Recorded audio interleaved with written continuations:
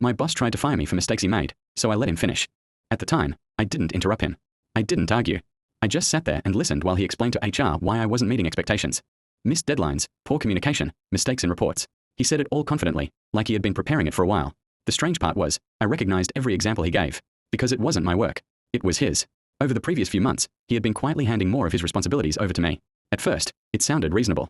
He said he was stretched, that it would be good experience, that I was ready for more. So I took it on and made sure everything was done properly. What I didn't realize was that anything that went wrong still had my name attached to it, and he was keeping track of it. That meeting with HR was the result. When he finished, they slid a performance plan across the table and asked me to sign it. 30 days to improve. I looked at it, then signed it without saying anything. Because there was one thing he hadn't considered. I kept everything. Every email, every message, every file, including the ones where he assigned me his work, and the ones where he approved it before it went out.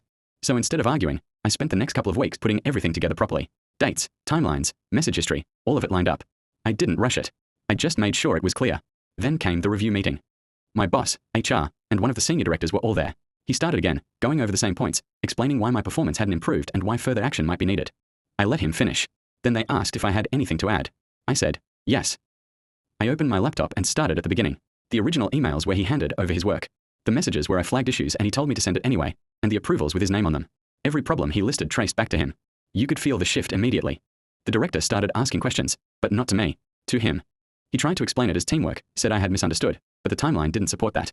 By the end of the meeting, no one was talking about my performance anymore. The next day, the performance plan was gone.